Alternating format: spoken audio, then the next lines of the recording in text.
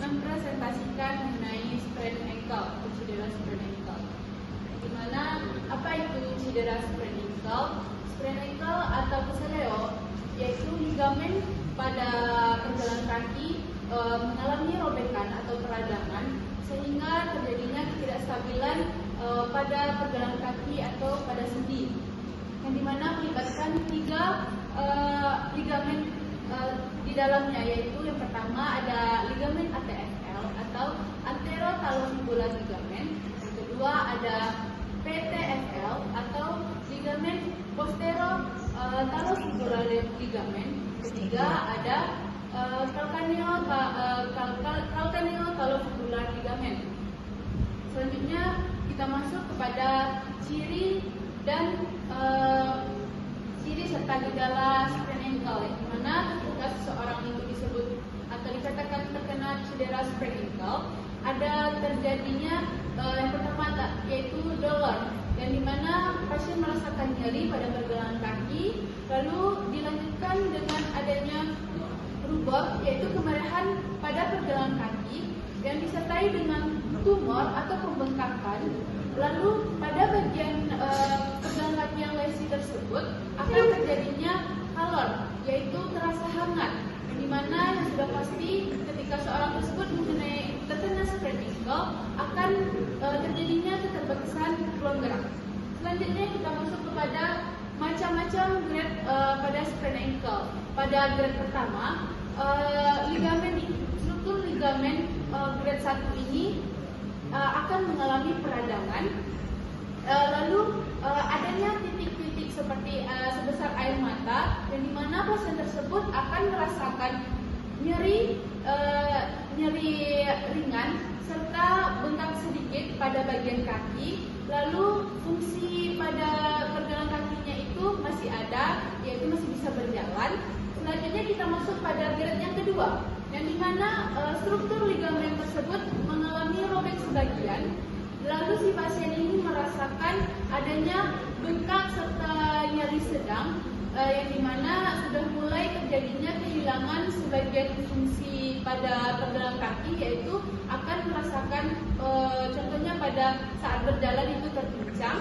Yang ketiga kita masuk pada grade 3, yang dimana pasien tersebut akan merasakan nyeri yang berlebihan, lalu pembengkakan itu lebih dari 4 cm di sekitaran area fibula, dan kehilangannya fungsi dari pergelangan kaki tersebut untuk menumpu beban seperti tidak bisa berjalan, yang dimana struktur ligamennya sudah terputus.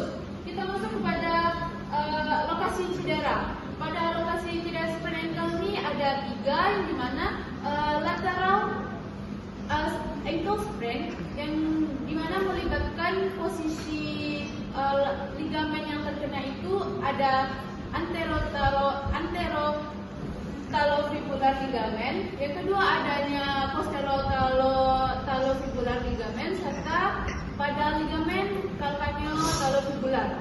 Yang selanjutnya ada medial ankle sprain, yang dimana lokasinya terdapat pada ligamen medial. Pada ligamen medial tersebut akan menyebabkan gangguan kepada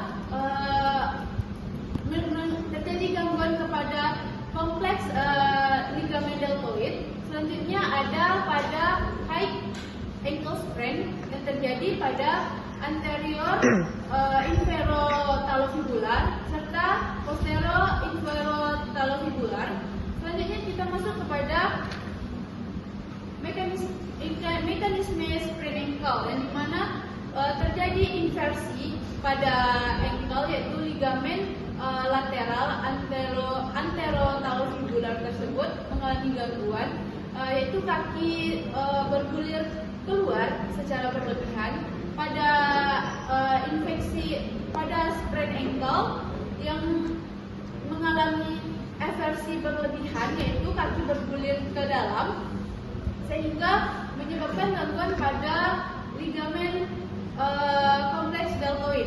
Selanjutnya kita masuk kepada respon fisiologis ketika terjadinya sprain ankle, di mana pada saat seorang tersebut kena ankle, ligamen rusak tersebut tubuh akan merespon dengan adanya inflamasi akut, yang dimana jaringan rusak, lalu terjadinya penurunan sel imun yang untuk memperbaiki jaringan yang rusak tersebut, lalu adanya nyeri disertai bengkak pada pergelangan kaki. Selanjutnya ada gangguan mobilitas dan penyembuhan, yang dimana kaki yang terkena sprain ankle ini membutuhkan waktu untuk regenerasi, serta melibatkan kolagen tipe 3 yang tipe 3 yang akan digantikan oleh kolagen tipe 1 yang lebih kuat. Selanjutnya kita masuk ke contoh pada saat olahraga, yang dimana contohnya pemain futsal yang sedang berlari dengan kencang lalu tiba-tiba berhenti dan mengubah arah dengan cepat, dan ketika melakukan pendaratan tertackle oleh temannya sehingga kaki itu terdorong keluar sehingga terjadinya FRC, yaitu FRC sprain ankle.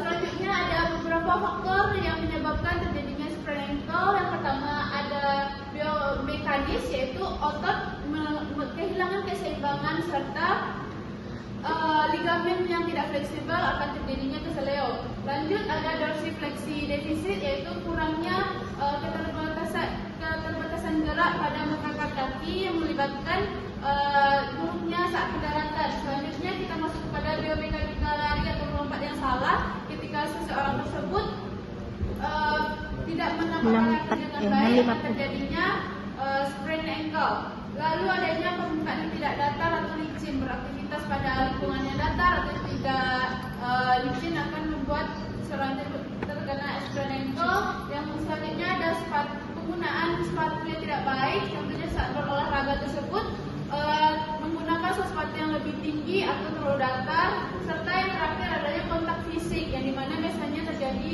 antara benturan pemain saat melakukan kegiatan olahraga. Mungkin sekian pemaparan dari saya akhiri dengan Assalamualaikum warahmatullahi wabarakatuh. Terima kasih.